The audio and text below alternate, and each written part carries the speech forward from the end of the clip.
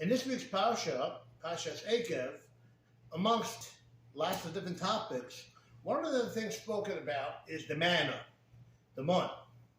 And the Torah describes the mun, very interesting.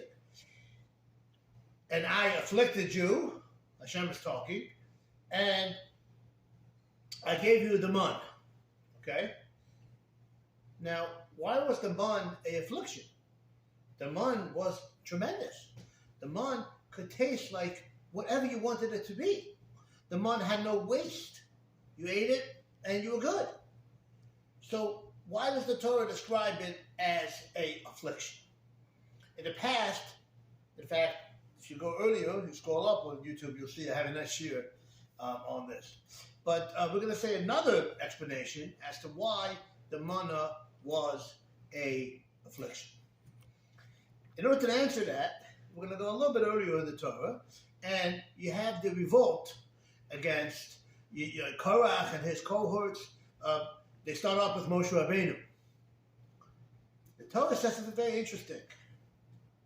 You know, tomorrow we're going to settle the debate. Boker, we're going to find out. What's the next day? Well, what does that help? Let's settle this right now. Let's take it outside. What's tomorrow?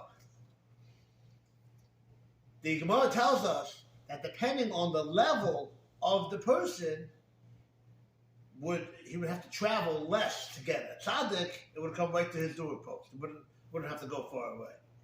The people who weren't so scrupulous in their mitzvah observance, they would have to go much further.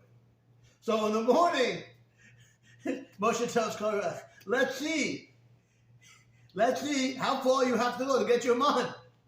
So that's why he waited until the next morning. Not that this morning is some hocus pocus morning. In the morning, we'll see practically, if you're so holy as you say you are, let's see how far you have to go to get your man. That would explain why the Torah describes it as an affliction.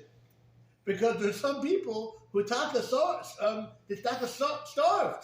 Because if man was the only food, and they didn't want to give away how scrupulous they were in mitzvahs, then you know what they would do? They would starve.